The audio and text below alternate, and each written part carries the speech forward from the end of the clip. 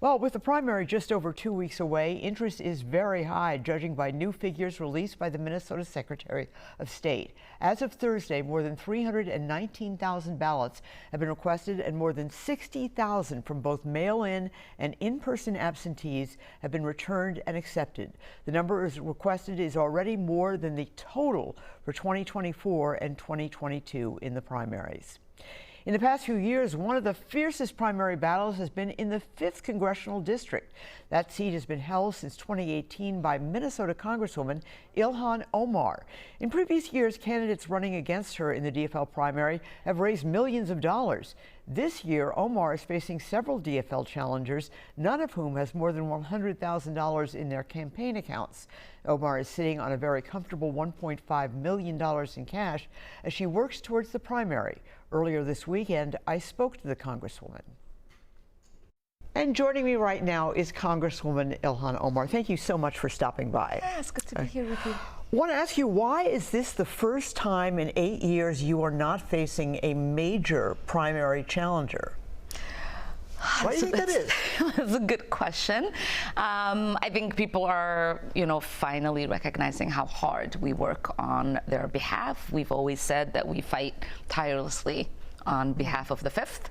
And sometimes when you're new, it takes a little while for people to actually appreciate how hard you work for them. So we're very grateful that the constituents we represent here in the 5th have trust in us to continue to send us to Congress. You've also won the last primary by 13 points. It was supposed to be close, and you won your last general election by 50 points. So maybe yeah, but I mean, in 2020 we won our primary by 20 points. So you never know how people make those decisions, but we're very grateful. There you go. You visited the Whipple building on Friday to look at conditions there, and I think a lot of us are sort of thinking, well, that era for Minneapolis and St. Paul was past, but it's not. It sounds like you saw some things that were disturbing. Yeah, I mean, it's always been disturbing to go visit. The conditions sometimes are a little rough. It is, I think, one of the detention centers across the country where detainees are shackled by the ankles throughout their stay. Even if they're in a cell by themselves. And so that was at all times? At all times. That was one of the things that was very alarming to Congresswoman Pramila Jayapal, who is the top Democrat on the immigration subcommittee in Congress. She's done visits throughout the country looking at detention centers and their conditions. She's never seen anything like that. And to see it here in Minnesota was very alarming to her. We also had a really tough time getting straight answers from the officials there, and they promised that they'll follow up with us, and so I'll report back if we get proper answers from them. All right. At this point, the president is saying that there could be a major escalation in the Iran war. I know you've expressed concerns about this war for many, many weeks and months.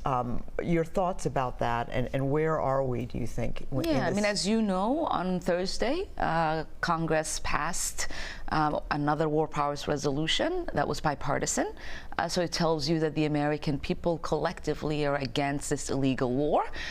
He hasn't come to Congress yet to make his case. Congress is the one that declares whether we will go to war or not. So we still haven't been given that opportunity to carry out our constitutional duties. We have seen the harm that is already caused. We've lost service members. My heart goes out to their families. We've seen the death and devastation that is taking place, not just in Iran, but countries around it. And we are seeing the cost of living impact that it has for us here in the United States.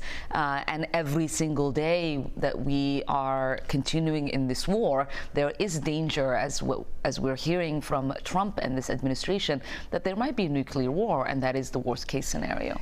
You continue to be a target of the president, and going back, and to be fair, you've spoken out against him, at the State of the Union. You stood up and said liar, murderer. He's called you garbage. That's a direct quote. Called you a phony. What is going on there? What is this all about? Do you know? Yeah, I mean, at the State of the Union, it was important for me to stand up for my constituents that were executed by his administration, and this was in January. Yes, Operation. Yes, Alex Preddy and Renee Good, and the many that he terrorized. It wasn't just undocumented people here in Minnesota that felt that terror. It was American citizens as well, and I think what he does not like is anyone that stands up to him, and he doesn't like the fact that I continue to do that and that I'm not afraid of him or any of his goons, because my job and my responsibility is to represent my constituents, is to represent our state, to represent our country, and to stand up for the Constitution that I take an oath to. While you sweep to victory in elections here, you continue to be sort of a harbinger or a focus of national controversy. One of the things that I keep reading about is something that's come up about your net worth and your husband's net worth. Can you explain why there was the difference between the $30 million net worth finding a couple of years ago and then now this one, which is less than $100,000? Yeah, I mean, we amended the one a couple of years ago. We were alerted by our lawyers that the assets that we reported did not account for the liabilities that the companies that my husband was involved in had.